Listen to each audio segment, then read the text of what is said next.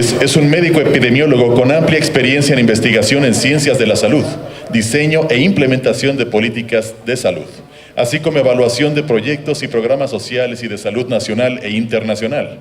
Es creador de la metodología de la gestión basada en evidencias. Bienvenido, doctor. Muchas gracias. Gracias a Coneval. Felicitarlos por este importante evento. Vengo de Perú, les traigo un saludo especial de mi país, de poder estar aquí con ustedes, especialmente compartiendo y reflexionando sobre algo importante que es la preocupación de todo evaluador. La preocupación de todo evaluador es justamente qué hacemos con toda la información que producimos. Y muchas veces nos quedamos frustrados porque no se usa la evaluación. Estuve viendo tanto el día de ayer como hoy en las presentaciones, esa preocupación es real. Y de eso vamos a hablar. ¿Qué podemos hacer para que la evidencia que producimos pueda ser utilizada especialmente por los que toman decisiones y aquellos que conducen un gobierno, que conducen un ministerio, que conducen un programa? Y de eso se trata la presentación. Como pueden ver en la presentación, no hay mejor espacio para reflexionar que frente a una montaña. Esta montaña es una montaña en Perú que es un atractivo, una maravilla del mundo. National Geographic dice que debe ser uno de los 100 lugares que debemos visitar antes de morir. Es la montaña de 7 colores, se le llama montaña de arcoíris. Es una montaña natural que tiene diferentes colores y que realmente es precioso. Y lo traje justamente porque lo que queremos hacer hoy es una reflexión juntos sobre qué podemos hacer para que se use más la evaluación.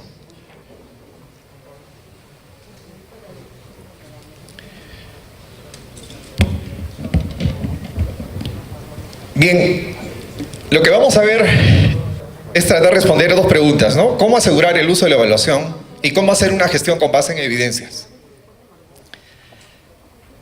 Simplemente que no es tan fácil.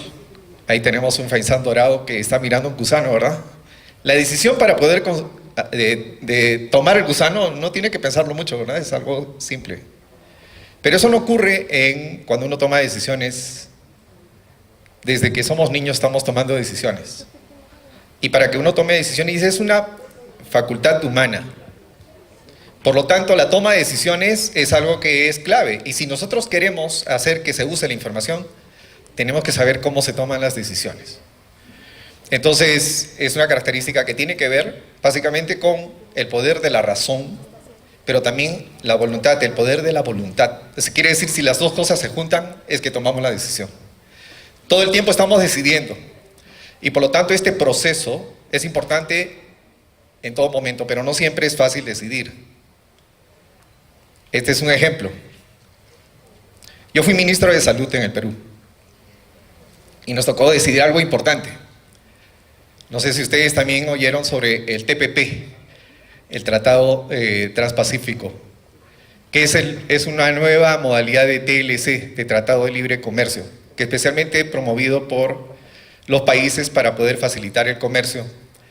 Y durante muchos años estuvo trabajando este Tratado de Libre Comercio en una nueva versión. Ya tenían fácil 3 años discutiendo. Y Perú todavía no daba su brazo a torcer. El último tema que queda, porque este tema de Tratado de Libre Comercio no solamente tiene que ver con salud, sino tiene que ver principalmente con otro tipo de agendas. Todas las agendas se habían acordado, todos los países estaban ya de acuerdo. México estaba participando del TPP. Y entonces Perú no aceptaba hasta el final. ¿Por qué no aceptaba?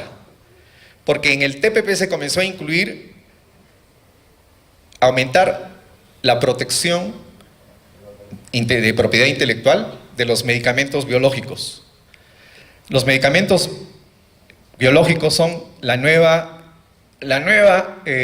forma de tratar, y los grandes laboratorios están haciendo grandes inversiones. Y se supone que en el futuro estos medicamentos van a ser la solución para el cáncer y para muchas enfermedades que todavía están en vías de tratamiento. El TPP, entonces, quería, entre el tema por los cuales Perú no aceptaba, quería que se aumente los años de protección de los datos de prueba. Con esto se aumenta el tiempo de protección para que no puedan haber copias. Y ustedes saben que cuando viene el medicamento de marca es costosísimo y los biológicos son los más caros que hay. Entonces, ¿qué es lo que se pretendía en el tratado? Colocar que se amplíe en los periodos de dato de prueba para que se proteja más. Entonces esa negociación ya se imagina que no fue nada fácil. Cuando ya todos los ministerios, especialmente el Ministerio de Economía, ahí en la figura está el ministro de Economía, el que está en la puerta no dejando entrar, ¿verdad? Y en el otro lado está la ministra de Producción. Son ellos los que estaban negociando y entonces en todas las líneas ya estaba aprobado. Entonces me decían, por tu culpa no se va a poder aprobar el tratado, o sea, esa responsabilidad. Y lógicamente nosotros no dimos el brazo a torcer y finalmente ellos querían 12 años de protección. Luego negociaron, pero ya se imaginan negociar con los grandes, ¿verdad? Luego bajaron a 8 y nosotros aún no aceptábamos y decíamos que no podía hacer más que lo que ocurre en los datos de protección para los medicamentos químicos, que es de 5 años. Finalmente aceptaron, pero les digo que no es fácil decidir. ¿Cómo es que logramos eso? Tiene que estar detrás la evidencia. Miren, las buenas decisiones se pueden sustentar bien si es que hay una evidencia que te respalda. Hicimos estudios para probar qué significaba para el Perú si se aceptaba eso y qué iba a lograr, qué iba a provocar que mucha gente no iba a poder acceder a estos medicamentos y no se hubiese dado la oportunidad de que entren pronto las copias, los biosimilares. Muy bien, ¿cómo hacemos entonces para que cada vez más se utilice la gestión basada en evidencias? Para esto necesitamos saber entonces cómo se toman las decisiones.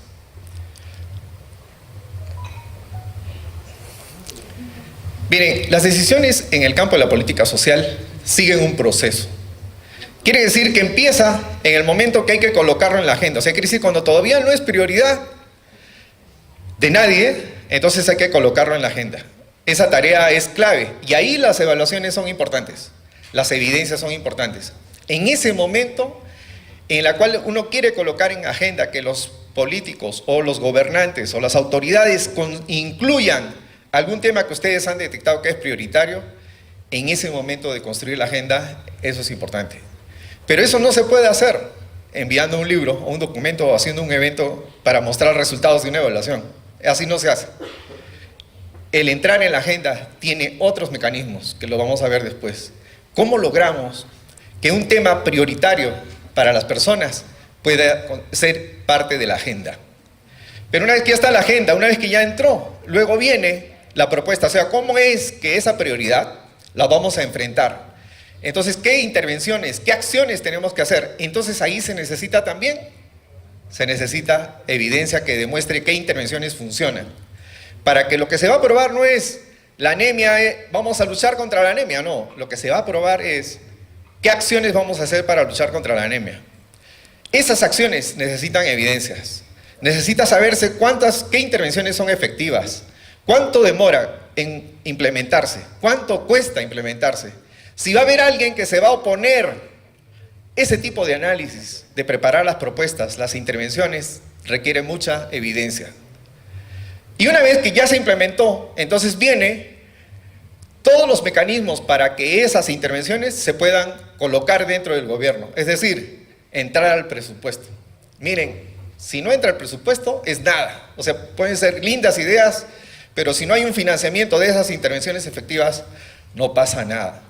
Para que entre al presupuesto, entonces tiene que haber un mecanismo para poder programar el presupuesto que permita estar basado en evidencias. Seguramente México, como muchos países, tienen los presupuestos por resultados. Los presupuestos por resultados en Perú ha permitido tener un impacto importante, ya veremos luego, en varios indicadores de la población, especialmente de los más vulnerables.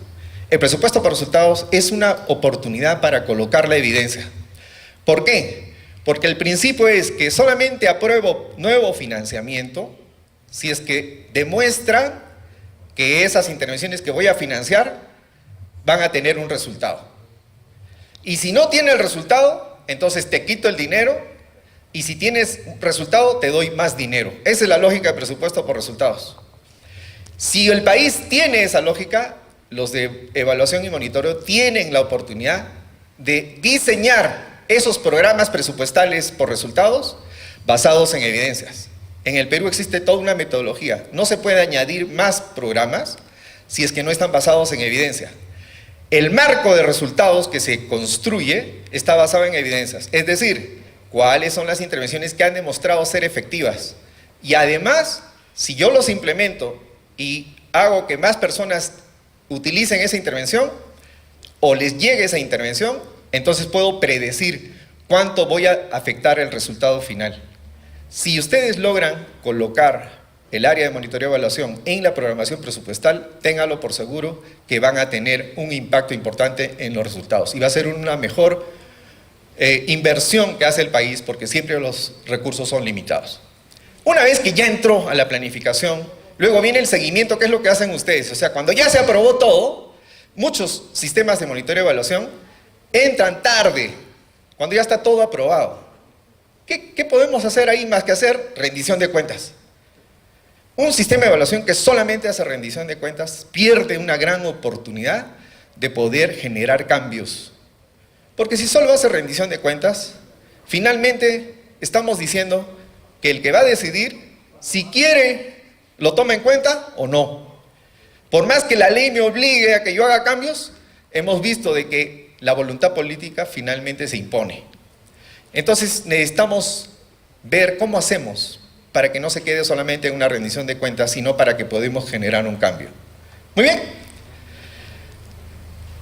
Para eso vamos a ver qué oportunidades tenemos para que los que toman decisiones puedan utilizar la evidencia.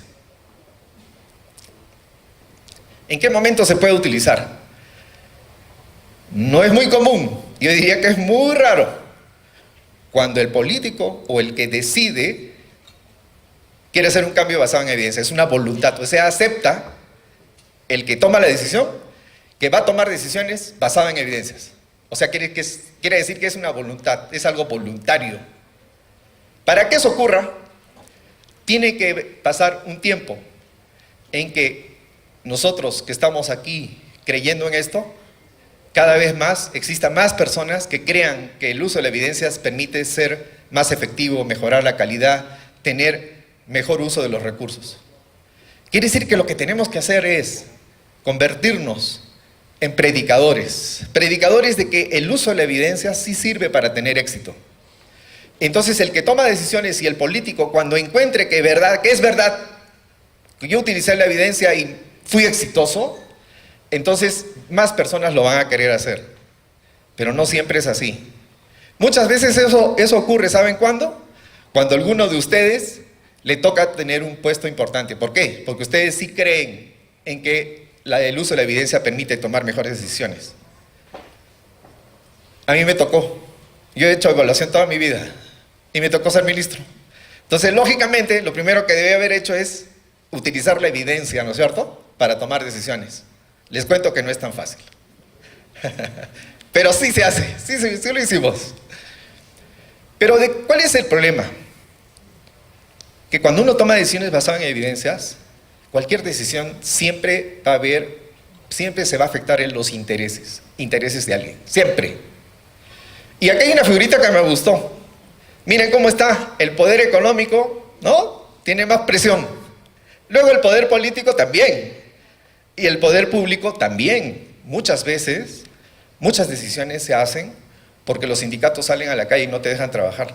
Entonces tú apruebas nomás cosas sin evidencia. O cuando hay una sociedad civil fuerte, o cuando existe una demanda social fuerte. Entonces sí tiene influencia, pero miren en la relación con los otros poderes. Y lógicamente el que va a tomar decisiones está encerrado, no siempre es tan fácil, ¿verdad? Muy bien. Puedo ponerles un ejemplo de cómo el uso de la evidencia pudo cerrar un programa social. Yo diría que es el único programa social que se ha podido cerrar utilizando evaluación. Les cuento, por ejemplo, ahí en Perú hay un programa social que se llama Vaso de Leche. Este programa Vaso de Leche empezó hace 50 años, cuando realmente había hambruna en el Perú. Y entonces se comenzó a repartir leche a las familias. Y las madres se comenzaron a organizar y repartían la leche. Ha pasado el tiempo y el vaso de leche se sigue entregando.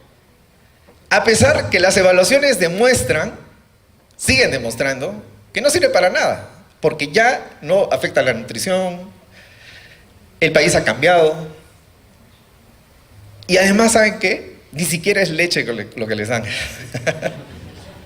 Se llama leche, pero no es leche. ¿Por qué? Porque la norma lo que hizo fue decir que leche con tal que tenga estas cantidades de proteína, de grasas y de azúcares. Nada más. ¿Qué hace la industria para vender ese programa? Cumple con la norma, pero ¿qué proteína utiliza? Como no se dice que tenía que ser proteína caseína de leche, proteína vegetal, más barato. Y ese programa sigue. Me tocó cuando fui jefe del Instituto Nacional de Salud. Yo decía, pero ya está bien, pues no importa que no tenga impacto en la nutrición, pero las madres están teniendo un beneficio y los niños también.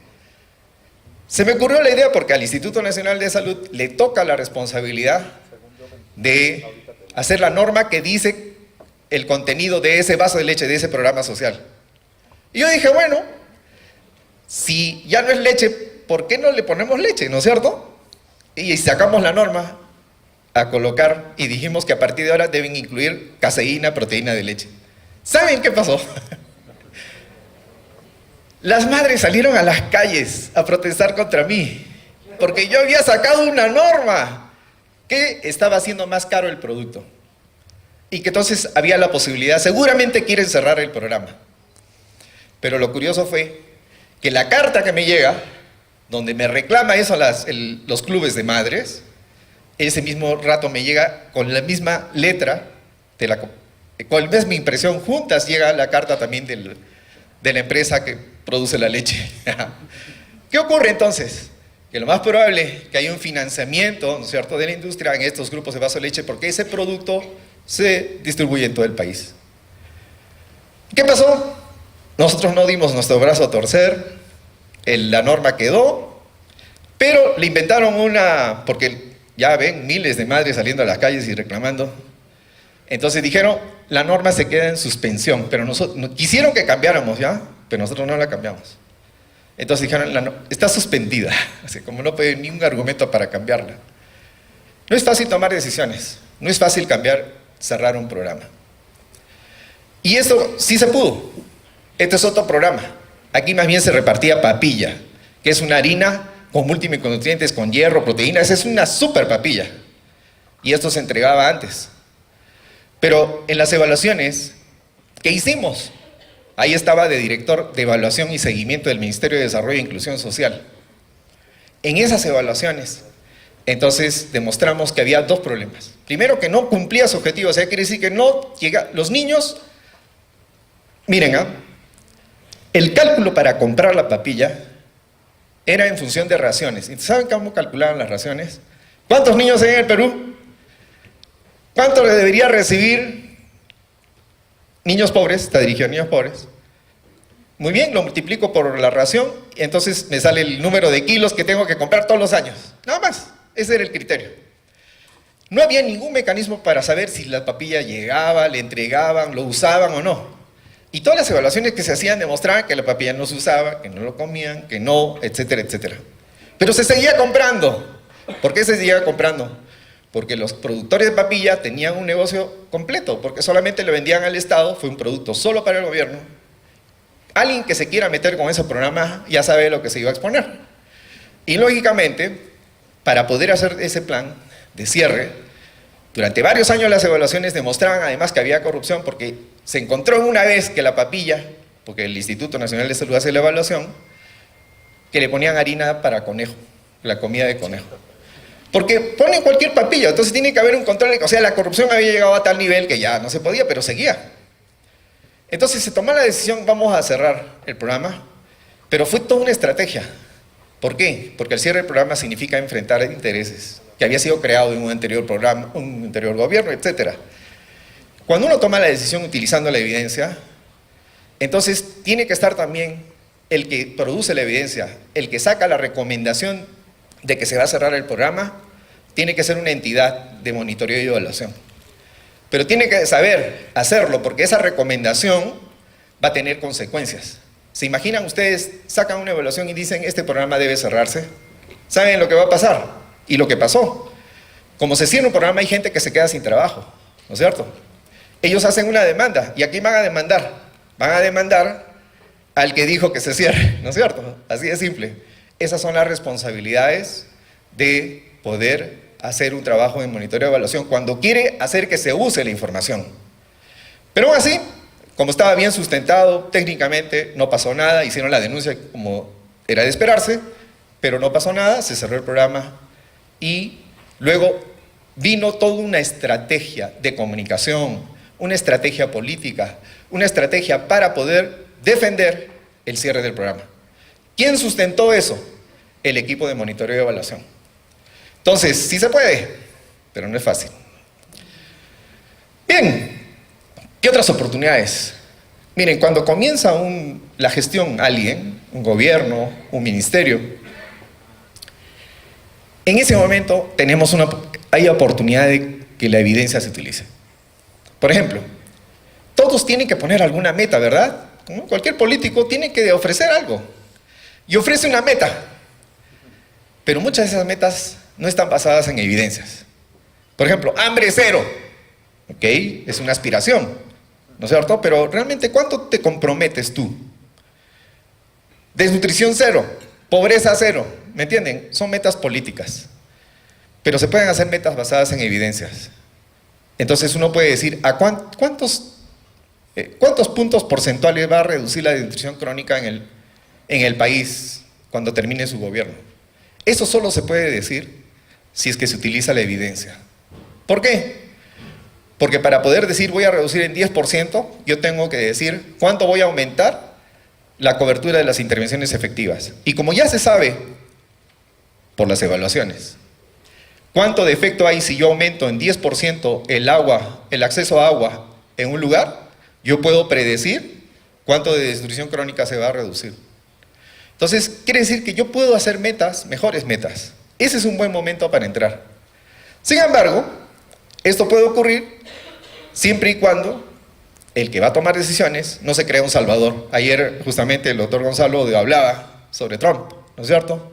Que decía que bueno, él tiene su verdad y por más que venga la evidencia no le hago caso. Ya, no crean que es el único caso, es muy común.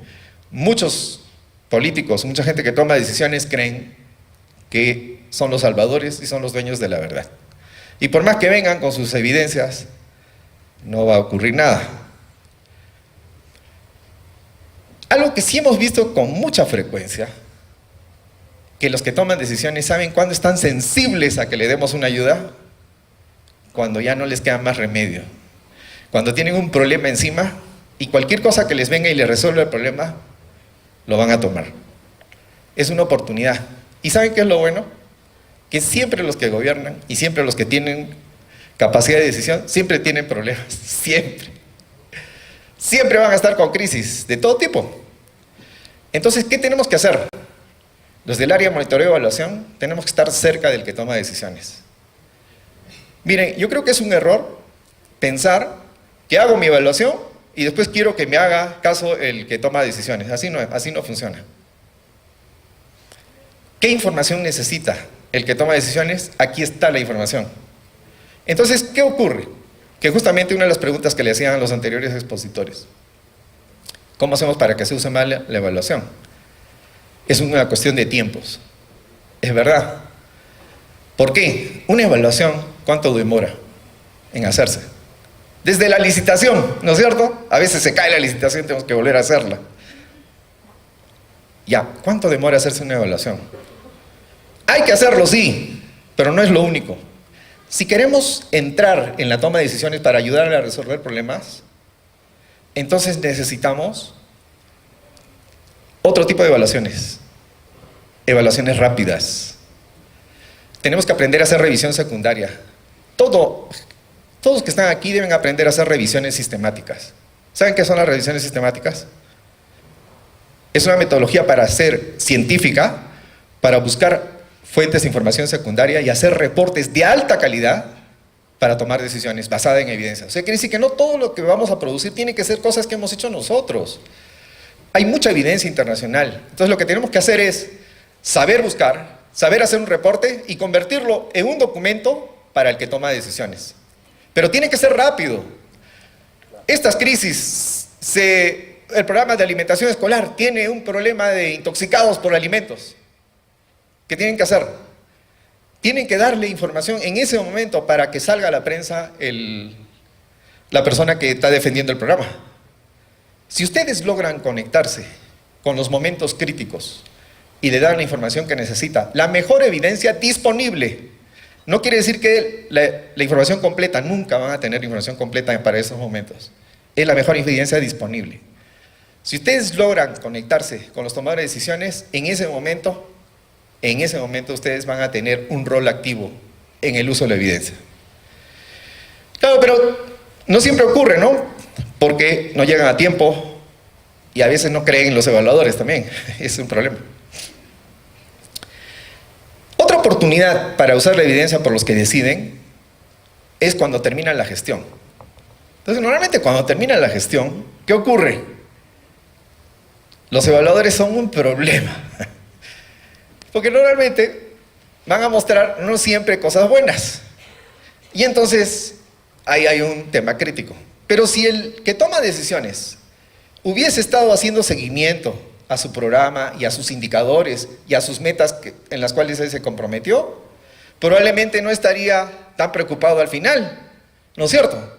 Pero ¿qué ocurre normalmente? Cuando ya termina el gobierno, recién se preocupan de los datos. ¿Y saben cuál es la primera reacción que hay? No, ese indicador debe estar mal medido. Siempre, está mal.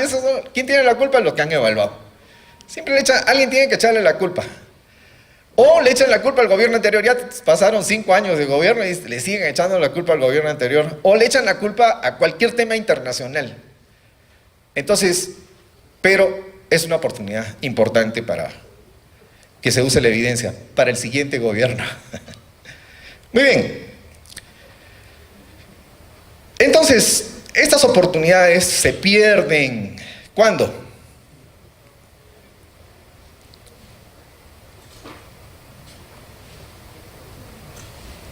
Cuando no hay evidencia disponible. Miren, no todos los países tienen la suerte de ustedes. No todos tienen sistemas de evaluación. Entonces quiere decir que durante todos estos años se ha ido produciendo mucha evidencia. Y en algún momento se va a utilizar. Ojalá, pero se va a utilizar. Entonces, ¿qué debemos hacer? Siempre hay que ir produciendo evidencia. Tarde o temprano se va a utilizar. Pero esa oportunidad se pierde cuando va a tomar decisiones. Justo esa evidencia que me está pidiendo no la tengo. Entonces, lamentablemente no se va a poder usar. ¿Cuándo se pierde la oportunidad? Cuando el evaluador no tiene llegada a los que toman decisiones. Son como dos poblaciones diferentes, que casi nunca se encuentran.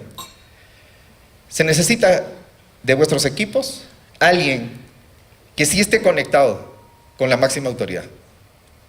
Y si no lo tienen, consíganse a alguien. Páguenle más, no importa. Pero esa persona va a lograr que la información que ustedes tienen puede en algún momento ser utilizada para la toma de decisiones. Y hay que crear esos espacios. Nosotros creamos, cuando estaba en el Ministerio de Desarrollo e Inclusión Social, una comisión KIPU. Bueno, tiene un nombre así, pero es una comisión donde formalmente invitamos a personalidades, investigadores y evaluadores de alto nivel, y lo conectamos con autoridades de programas sociales, por ejemplo. Entonces, ¿cuál era la tarea? Los reuníamos, pero no era para presentarles evaluaciones, era talleres de trabajo. El programa social decía cuáles eran sus problemas, y entonces los investigadores y evaluadores decían, vamos a probar intervenciones, soluciones, vamos a investigar y probar soluciones. Entonces terminaba la reunión, el programa estaba de acuerdo y se le iba a asignar unos recursos para que se prueben, se hagan pilotos, se hagan pruebas de cosas, soluciones para los problemas que tienen. ¿Ustedes creen que esa información no se va a utilizar? Si se está pidiendo un problema del mismo programa y después que sale el piloto, ¿ustedes creen que no se va a utilizar? Ni siquiera tengo que decirle nada, o sea, por lógica se va a utilizar. Esos espacios hay que construirlos. Y eso se puede. Pero piensen siempre, no al revés. No piensen qué es lo que yo quiero evaluar. Piensen qué información necesitan, qué problemas tienen, y yo aquí estoy para ayudarte. Eso es lo que debemos lograr. Muy bien. También se pierde la oportunidad de usar la evidencia cuando los evaluadores y los decisores no tienen las mismas motivaciones. O sea, quiere decir, eso es la verdad. El que se dedica a evaluación piensa como un investigador. Y el que toma decisiones no piensa como un investigador. Tiene que resolver problemas. ¿No es cierto? Tiene que conducir. Por lo tanto, si no hacemos el esfuerzo de integrarlos, de alinear los intereses, siempre van a estar separados los que evalúan de los que toman decisiones. Y a veces hasta se molestan entre uno y otro. Porque el evaluador siempre me anda diciendo que estoy haciendo mal las cosas. ¿No es cierto? Y el evaluador se molesta conmigo porque no implementa. El evaluador se molesta con el que toma decisiones porque nunca me hace caso. No me dan recursos, y ahorita he visto varios problemas, ¿no? El personal no tiene estabilidad, etcétera, etcétera. Seguramente siempre sale en esas dinámicas y ganan poco, siempre sale, ¿no? Siempre se necesita ganar más. Entonces, quiere decir que hay un problema ahí que se tiene que resolver. Si el que toma decisiones en los presupuestos ve que el área de monitoreo y evaluación es útil para su gestión, ¿creen que no les van a dar más dinero? ¿No es cierto? Bueno, eso creo. No sé si será así. Muy bien. ¿Qué otra oportunidad se pierde? Cuando las evidencias terminan en publicaciones o eventos. Eso es lo que hace cada evaluador, siempre le gusta. Y cuando dicen, en las grandes reuniones, grandes congresos de evaluadores, y dicen, ¿qué hacemos para utilizar más la evaluación? Tenemos que comunicar mejor, es que no nos entienden. Entonces todos los esfuerzos están en cómo comunico mejor. No, no es así. Hay que hacerlo. Pero si queremos que se use la evaluación, no podemos solamente concentrarnos en la comunicación. No se trata de una venta, de un marketing. No, así no es, así no funciona. No crean que porque es importante para mí la evaluación tiene que ser importante para todos. Así no es. Son diferentes roles y funciones. ¿Qué otra oportunidad se pierde? Esto sí es muy importante. Eso sí es tarea de todos nosotros, de los que hacemos evaluación. La calidad de las recomendaciones. Y les cuento que es el menos esfuerzo que dedica un evaluador en hacer buenas recomendaciones. Cuando uno revisa los documentos lindos, metodología, eso sí, el evaluador se dedica mucho a la metodología, ¿no es cierto? Entonces le dedica varias hojas para demostrar que su conocimiento es verdadero. Entonces, cuanto más fórmulas matemáticas tenga la metodología, mejor. Porque nadie entiende, pero creen que es algo difícil. Y solamente lo puede hacer un evaluador. Entonces, esas publicaciones, que tienen casi el 80% es metodología, ¿no es cierto? Tienen un 20% que da resultados, conclusiones una hojita, y recomendaciones otra hojita. Y las recomendaciones normalmente son bullets, ¿no es cierto? O sea, nada más. Y son recomendaciones así, simples, que lo haría cualquier estudiante de primaria. ¿Por qué? Porque dice, encuentro que el programa está mal focalizado. Recomendación, ¿cuál sería la recomendación? Focalizar mejor. Así es, triste. El problema que tienen los evaluadores, y también los que contratamos a los evaluadores, es que no les exigimos que hagan buenas recomendaciones. Y miren, lo más importante de la evaluación son las recomendaciones. La metodología, por supuesto, pues tiene que estar bien hecho. No contrates a cualquiera, o sea, contrata al que sabe, ¿no es cierto? Pero aún así, el investigador sabe cuál es. Si contrato investigadores y no evaluadores, ¿saben qué es lo que va a pasar? El investigador le importa un comino, como dicen en Perú, que esa evaluación se utilice. No es su preocupación. ¿Saben cuál es la motivación de un investigador? Hacerse famoso con una metodología, con un resultado, con un paper. Publicar en la revista internacional que tiene, ¿no es cierto?, un alto coeficiente, esa es la aspiración de todo investigador. Y en algunos países como México, eso le da puntos para ganar un poquito más en la calificación de investigador. Entonces hay muchos incentivos que no están para el uso de la evaluación. Están para producir evidencia, nada más. Y lógicamente de calidad. ¿Y saben cuál es la solución para aumentar la calidad de las investigaciones y las evaluaciones? Bien fácil.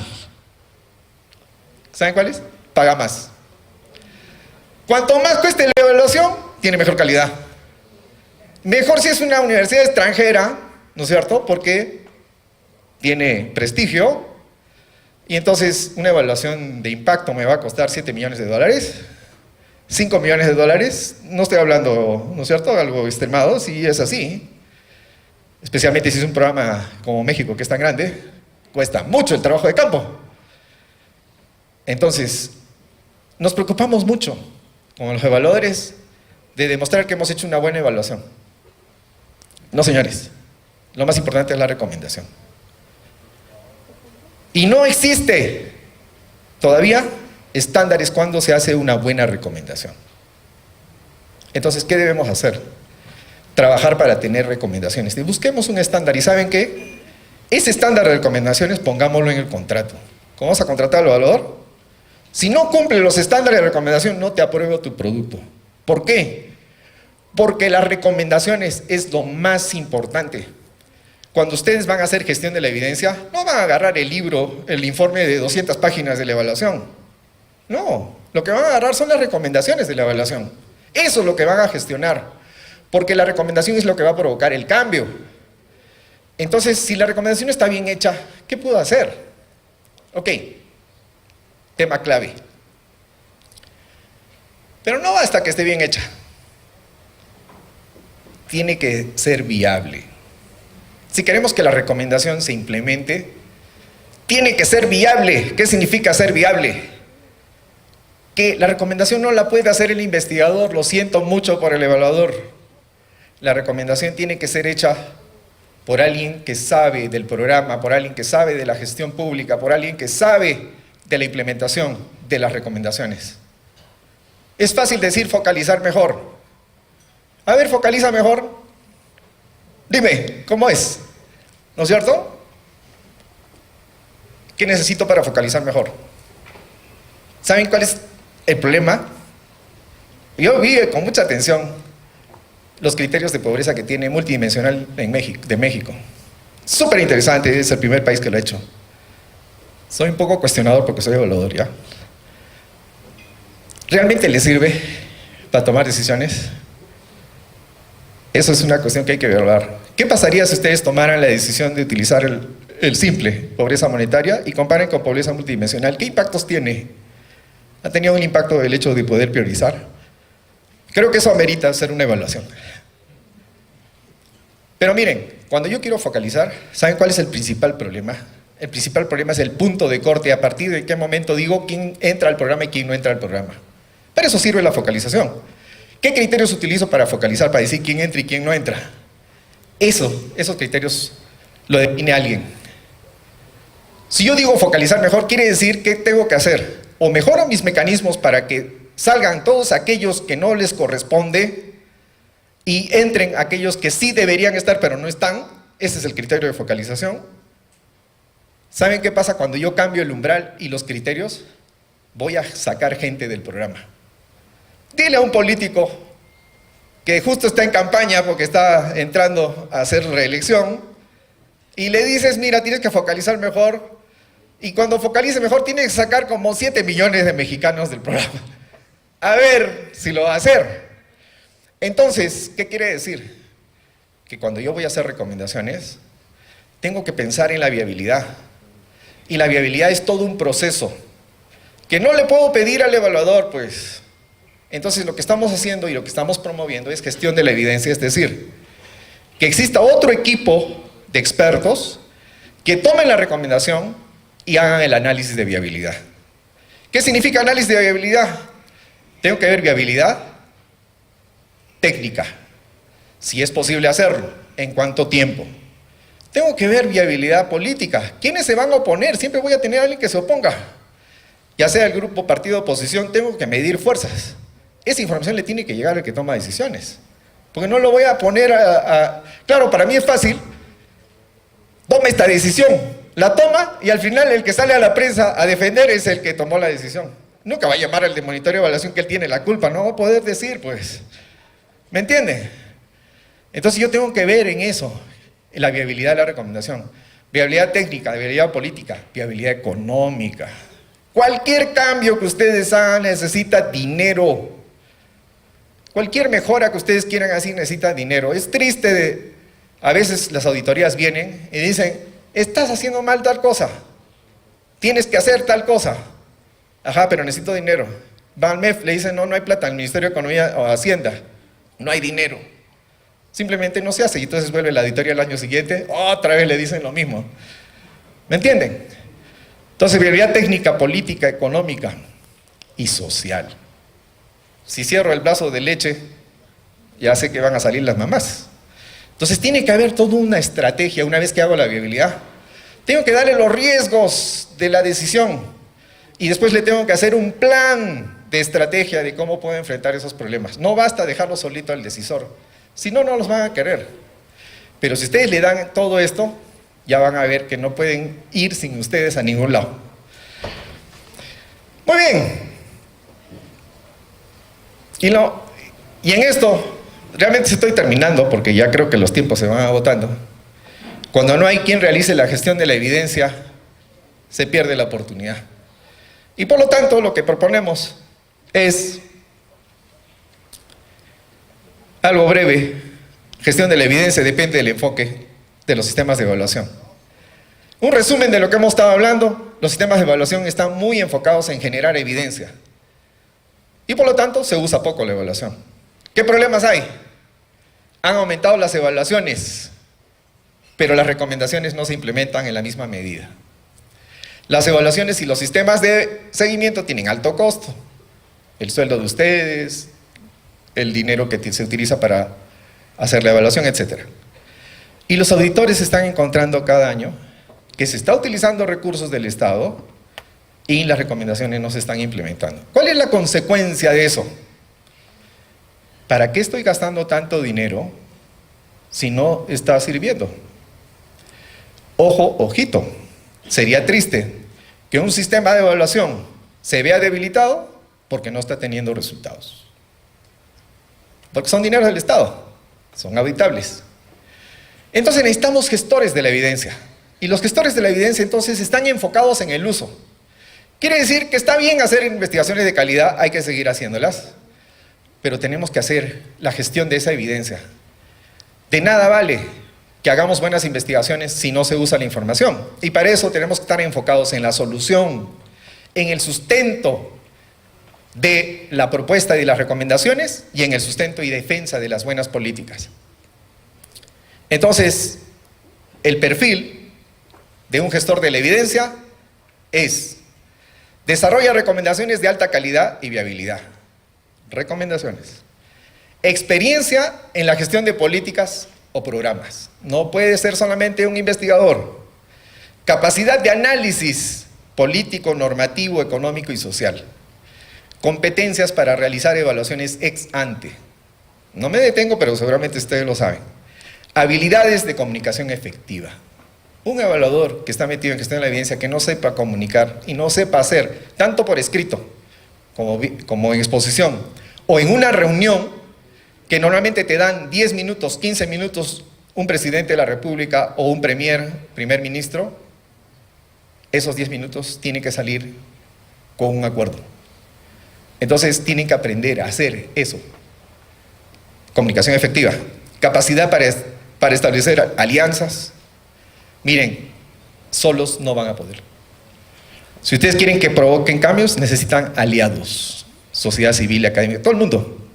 Pero fíjense una prioridad. La prioridad no es hacer que la evaluación o la evidencia se utilice. No. Elijan una prioridad que quieran cambiar. Y hagan la gestión de esa prioridad hasta que se logre el cambio. Se vuelven activistas de ese cambio. Y eso es tener alta motivación por el uso de la evidencia. ¿Cuánto tiempo tengo? ¿O ya termino? ¿Cuánto? Ah, muy bien. Para que no parezca muy teórico, bueno, en la siguiente parte, lo que quiero mostrarles es la metodología. Pero yo creo que ya no va a dar tiempo a la metodología. Voy a hacer una pincelada rápida de la metodología. Entonces, al final es cómo hacemos que la academia y los que toman decisiones se junten. Y para eso necesitamos a alguien que sea el link. Es el link de gestión de la evidencia, es el gestor de la evidencia. Que sabe de cosas de evaluación, sabe traducir esa información compleja para alguien que va a tomar decisiones.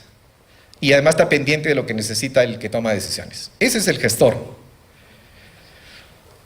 Tiene que estar en el ciclo, entonces depende del momento. Si está en el momento de inicio del programa, cuando ya se está implementando, o está al final de un programa, o de un gobierno, o de una política. Entonces siempre tienen que estar dentro del ciclo. Y para cada parte del ciclo se necesita diferente información, diferente evidencia. Entonces eso es lo primero, que siempre ubicarse. No pueden resolver todos los problemas del país, tienen que priorizar. Muy bien. Aquí tenemos unos ejemplos del uso de la información.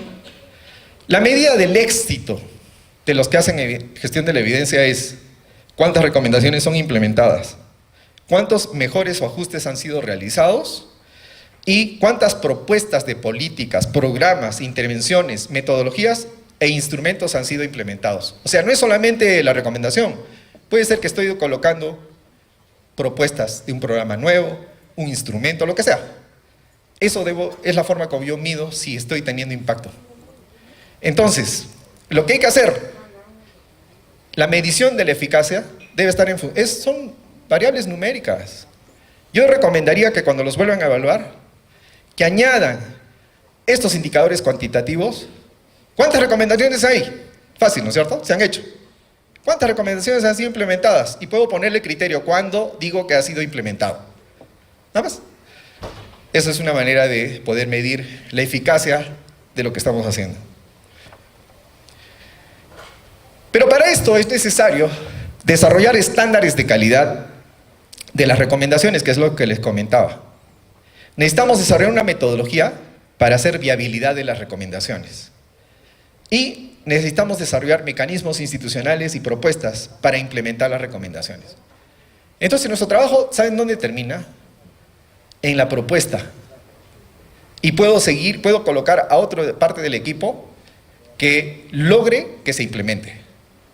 Entonces, es un trabajito, ¿no? Pero se puede, lo hemos hecho. Entonces, aquí son los estándares de calidad y tenemos unos criterios, no me voy a detener. Teníamos un formato simple y ya. Ejemplos. A ver, voy a ponerles uno más práctico, ¿ya? ¿Quieren ver los estándares? Se los cuento en las preguntas, ¿les parece?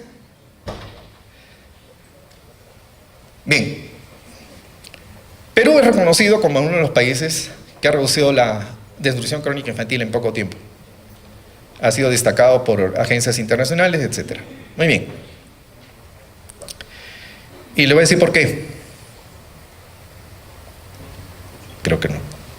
Este es el dato, cómo se ha reducido. Miren, estábamos en 28%, 2016 13%, ahorita estamos en cerca de 12%, poco menos de 12%. Todo el periodo de reducción ha sido impresionante. ¿Por qué? Hay un compromiso político, o sea, quiere decir, ¿el compromiso político en qué está? En que se compromete con una meta de reducción. Y cuando termine el gobierno, él tiene que decir a cuánto ha reducido. Y cuando vieron el tema de desnutrición crónica, Perú es uno de los que más compromiso político ha demostrado en los últimos años. Tiene una metodología para diseñar políticas. Tiene un marco de resultados basado en evidencia, donde no solamente interviene un sector, sino todos los sectores. Tiene lineamientos para eso y tiene una metodología para establecer las metas. Miren, esa es la clave. No debemos poner, no importa tanto la meta final, a cuánto voy a reducir la desnutrición crónica al final de un periodo. Lo que importa, ¿saben qué es? ¿Cuántas metas, las metas de intervenciones efectivas, de la cobertura de la intervención efectiva? ¿Saben por qué es importante eso? Porque si yo sé que el agua y saneamiento va a reducir la desnutrición crónica, ¿qué es lo que yo le pido al político? Comprométete en decir cuánto vas a aumentar la cobertura de agua y saneamiento. ¿Y saben por qué es importante hacer eso? Porque si yo digo voy a aumentar 10% la cobertura de agua y saneamiento en el país, eso lo puedo convertir rápidamente en dinero. Entonces, cualquier meta de coberturas de intervenciones efectivas se tienen que traducir al presupuesto. Por lo tanto, si yo logro comprometer al político, no con la meta de reducción de desnutrición crónica, sino con la meta de aumentar coberturas de intervenciones efectivas, yo puedo convertirlo eso en dinero y luego puedo obligar a que ponga el presupuesto. Porque si no es mentira, pues yo digo voy a reducir la desnutrición crónica y no doy nada para agua, por ejemplo. Ya, esa metodología se hizo y entonces se calcularon los costos para cada intervención y se dijo para que llegue al 90% de la población, todas estas intervenciones, ¿cuánto cuesta? ¿Cuánto dinero necesito? Y luego voy al alineamiento presupuestal, porque la desnutrición crónica no solo va con un sector, sino con varios sectores. Entonces cada uno tiene que poner su parte. Y luego se dice cuánto de dinero va a incrementar. Y luego le hago un seguimiento para ver si se está ejecutando el presupuesto. Ese es un ejemplo de política nacional y un ejemplo local. Allá se llaman regiones y aquí son estados. Nada más que allá esas regiones son más pequeñas. Una región tuvo un problema. Como la desnutrición crónica infantil es muy importante como indicador para la gestión de cualquiera, resulta que el país estaba todos bajando, pero esta región no, subió la desnutrición crónica. Entonces fue crítico. El presidente regional dijo, yo quiero resolver esto. Muy bien, convoca a los que le puedan ayudar y se hacen las metas de aumento de coberturas de intervenciones efectivas basadas en evidencia. Se sigue toda una metodología. ¿Por qué? Porque no basta decir, voy a aumentar 10% de acceso a vacunas. ¿Por qué? Porque depende dónde voy a vacunar. Entonces hay lugares más alejados que cuestan más, ¿no es cierto? Entonces necesito hacer el análisis de restricciones y después lo tengo que costear también. Muy bien, con todo eso utilizamos un software que ustedes lo pueden utilizar, es de uso gratuito. ¿Lo conocen? LIST. Miren, esto nos ha hecho famosos los de evaluación y monitoreo, así que se los recomiendo que entren. Lo pueden encontrar en Google. El software es Spectrum. Lo bajan el software y lo pueden utilizar. ¿Qué es lo bueno de esto? Es un software que está basado en evidencias. Si han leído la serie Lancet, donde coloca las intervenciones efectivas que han demostrado evidencia para desnutrición crónica y también para otras enfermedades, todas esas intervenciones efectivas están en el software. Y también está el valor de, si yo aumento en 1% la cobertura de esta intervención, está el valor del impacto. Es decir, cuánto voy a reducir la desnutrición crónica. ¿Qué tengo que hacer? Poner la cobertura basal, ¿no es cierto? ¿Cuál porcentaje de la población está recibiendo esta intervención efectiva? ¿Y cuál es el ejercicio? Decir, al final de 3 años, ¿cuánto va a aumentar la cobertura? Después calculo el presupuesto y luego le hago el seguimiento. Esa es la metodología. Entonces eso se hizo, fácil de usar, ahí se puso la basal y se puso la meta para cada intervención efectiva. Muy bien. Se calculó el costo per cápita, cuánto cuesta, se pide el presupuesto y miren lo que pasó. El año 2000, pueden ver 1996, la desnutrición crónica aumentó 38.3%. Y se preocuparon, llamaron de emergencia, subieron al 28%, estaba bajando y subió a 28%. Llamó de emergencia y se plantea la metodología de gestión basada en evidencias. Con esta metodología de poner metas de coberturas de intervenciones efectivas. Se hace seguimiento, se implementa. La meta que había salido del software fue 18.2% el año 2014, del 2010 al 2014. Pero como lo hicieron bien, la desnutrición crónica bajó antes y mucho menos, 16.8, menos de lo que se había programado. Entonces, sí sirve la acción de evidencia. ¿Y saben qué? Ahora ese presidente regional es el primer ministro del Perú. Entonces quiere decir que también políticamente le sirvió. Así es, entonces la evidencia sí sirve. Y ahí no voy a, ese ejemplo es algo actual, ya no me da tiempo para mostrárselos. Esto tiene que ver con el Programa Mundial de Alimentos, donde ahora trabajo, en Naciones Unidas. Me voy a pasar esto. Y ya estoy terminando. Miren, uno de los objetivos en política pública es usar la evidencia para conseguir más recursos para las cosas buenas. Pero ¿qué ocurre? Estas cosas buenas no necesariamente la gente los ve. Temas de salud, la gente casi no lo ve. Se queja, pero no da votos. ¿Saben qué da votos? El cemento, fierro y cemento. Siempre tiene éxito. Cuando se decide el presupuesto, entonces, es más fácil poner a fierro y cemento. Y por lo tanto la evidencia ayuda a poder conseguir más recursos para las cosas buenas. Conclusión. Este es el eslogan de los evaluadores. Lo que se evalúa, mejora. Pero ya hemos visto que eso no es automático, ¿no es cierto? Bueno, muchas gracias. Muchas gracias, doctor Aníbal, por su participación. Ahora vamos a iniciar un breve bloque de preguntas.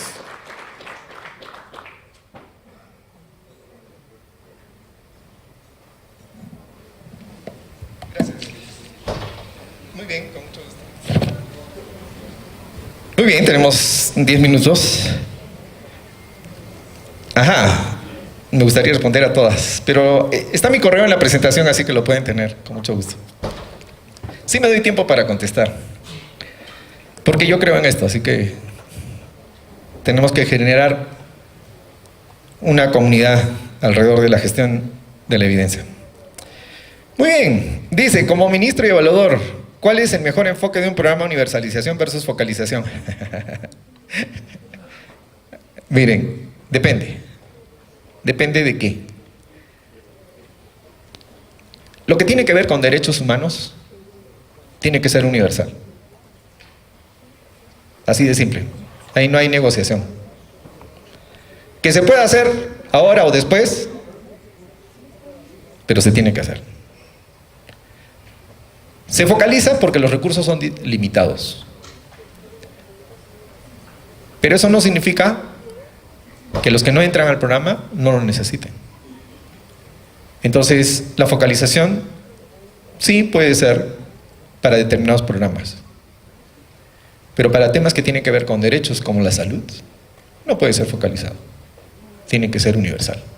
Y así estamos todos. Todos en el mundo pensamos que lo que hay que empujar es la cobertura universal en salud, por ejemplo. Y ahora estamos yendo más allá a lo que se llama protección social. Para que no solamente sea salud, porque el hombre no solamente vive de ir a un servicio de salud, sino a vivir en condiciones dignas. Entonces necesitamos todo un sistema de protección social que proteja al ciudadano. Muy bien. A ver, ¿qué características tienen que tener las recomendaciones? Ajá. Ahí aprovecha para poner la lámina. A ver, si me pone la lámina, por favor, vamos a colocar esa lámina nada más y así no hablo mucho, solamente ven. Sí, claro. Bien, yo creo que lo importante es que las recomendaciones sean viables. Miren, esa es la clave. Entonces, para que sean viables, tienen que ser... ¿Está más allá? Sí, siga. Siga, siga.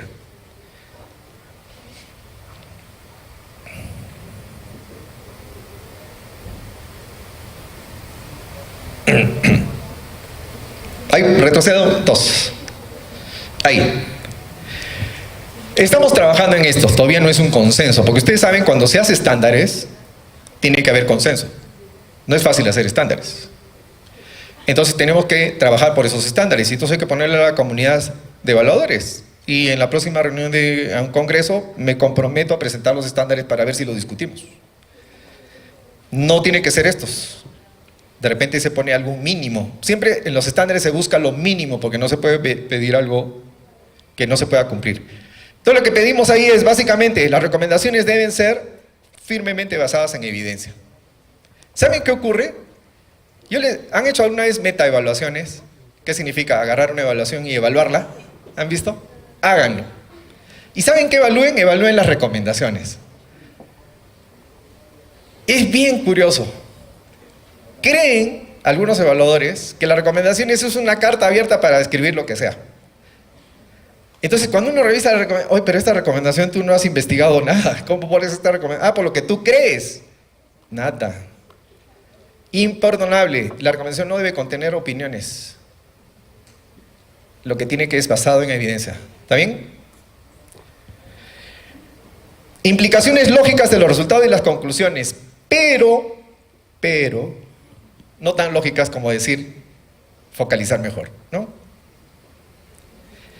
Relevantes para la intervención que está siendo evaluada. Entonces, hay muchas recomendaciones, pero no todas son relevantes. Trato de priorizar aquellas que son las más importantes. Si quiero que esas recomendaciones sean útiles, entonces pongamos aquellas que son las más relevantes. Eso se decide no por el evaluador. Antes de escribir las recomendaciones, el evaluador y el grupo de evaluadores tiene que reunirse con los evaluados. Y esa recomendación tiene que ser construida en conjunto. Hay una buena práctica que lo hicimos en las evaluaciones. Se pone un formato al final, no sé si ustedes lo hacen. Un formato al final donde dice, recomendación de los evaluadores. Otra columna, opinión de los evaluados. Y otra columna, conclusión. O sea, quiere decir, si me convencieron como evaluador, le acepto. Entonces coloco. Pero es transparente. No es que yo cambio la recomendación porque tuve presión, no. Esto es lo que yo coloqué, lo que dice la evidencia, y luego hubo los argumentos también válidos probablemente, y luego finalmente llegó a un consenso. Realmente no hay consenso porque el evaluador muchas veces no va a aceptar el cambio. Muy bien. Luego, formuladas de una manera clara y concisa, y lo más importante, debe tener ese análisis de beneficios. O sea, les voy a dar un link de una evaluación que hice al programa de reducción de la malaria en toda América. Está en la web y pueden ver las recomendaciones que coloqué. No son bullets, ya van a ver cómo les puede servir como ejemplo, no tiene que ser lo mismo, pero sí a dónde voy, digamos, para que lo vean en la práctica. Muy bien, gracias.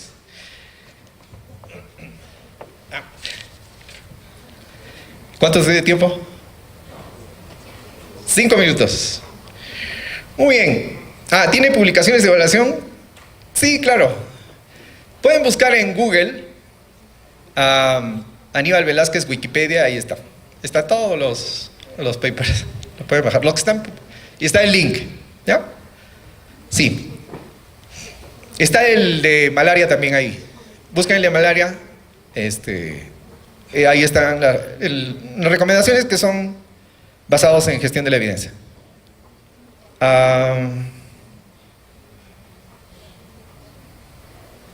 Ya, acá sí, algo que no puedo contestar, no lo voy a leer tampoco.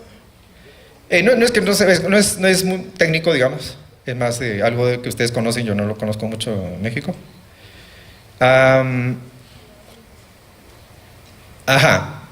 En algunos estados las auditorías cuentan con un catálogo de recomendaciones. Es idóneo tener ese catálogo, no sé a qué se refiere exactamente, pero no sé qué será el catálogo. Si alguien quiere decirlo, no sé, para poder dar una opinión. No sé si son criterios para recomendaciones, ¿sí? No sé. Pero si no, al terminar se me acerca y lo platicamos. ¿Cómo vincularse con los tomadores de decisiones si el arreglo institucional llevan a la autonomía entre evaluador? ¡Ay, qué linda pregunta! Aquí sí me paro.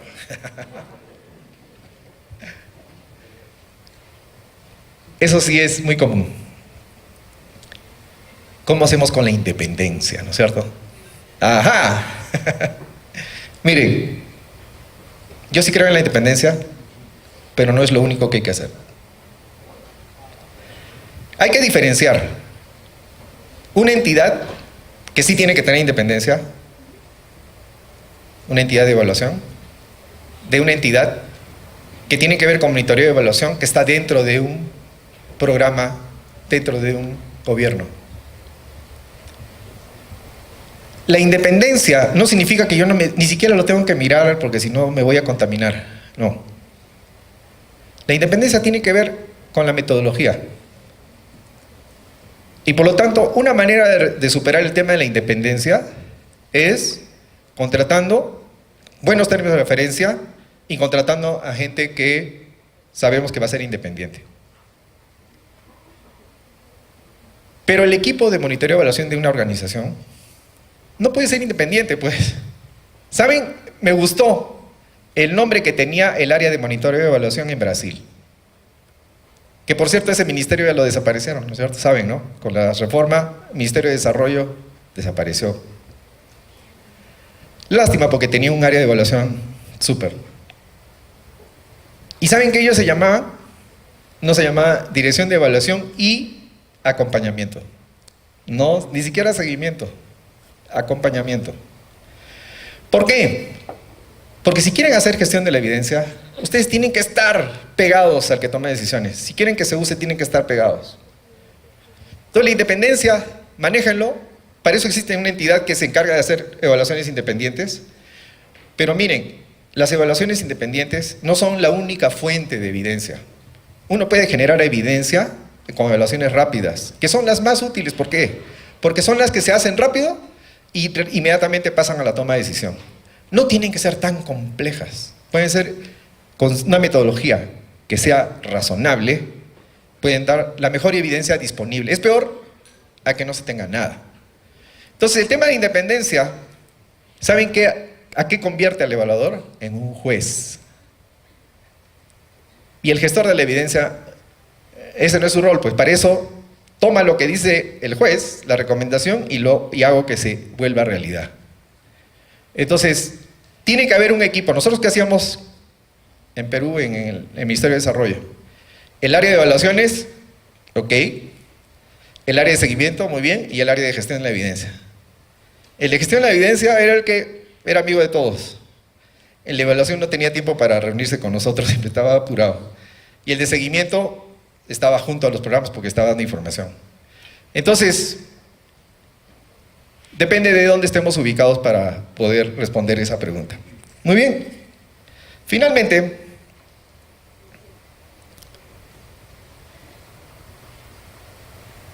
hay una pregunta que es interesante, que no entendió sobre el investigador, o sea, el que hace la evaluación, es el que da las recomendaciones, es el que está a cargo del programa. Ok. A ver, la evaluación está a cargo de un equipo de evaluadores, que eso es lo que más conocemos, son los que dan las recomendaciones. O sea, eso no cambia, eso sigue. Y debe hacerse como lo están haciendo, porque el gran aprendizaje para el mundo de lo que hace Coneval es toda esa metodología para mejorar la calidad de las evaluaciones. Entonces, yo creo que eso es un ejemplo para todos. Muy bien, eso no cambia. Lo que hay que hacer es mejorar las recomendaciones y hacer viabilidad de las recomendaciones. Muy bien. Pero quien hace de que esas recomendaciones se puedan implementar es otro equipo que tiene un perfil diferente. Miren, nosotros lo que hacíamos era que cuando contratamos a un externo de evaluación, también le decíamos que en el equipo de los consultores exista un grupo de profesionales que sean expertos en gestión pública, que conozcan el programa. O sea, quiere decir que no basta que sean investigadores, sino también que sepan de la gestión pública, de cómo se hace, para que las recomendaciones sean mejores. Entonces, eso se hizo. Otra forma era, terminaba la evaluación, entregaba sus recomendaciones de alta calidad y viables, y se hacía una consultoría aparte para contratar otro equipo de expertos del tema, expertos en gestión, para que esas recomendaciones le hagan el análisis de viabilidad. Y entonces salían unas recomendaciones viables. Entonces quiere decir, la evaluación termina en recomendaciones de la evaluación, luego se hace el análisis de viabilidad y salen recomendaciones viables. Y eso recién pasa al equipo de gestión de la evidencia, para poder hacer que eso se convierta en un cambio. Bien, gracias. Eso sería todo. Muchas gracias a todos.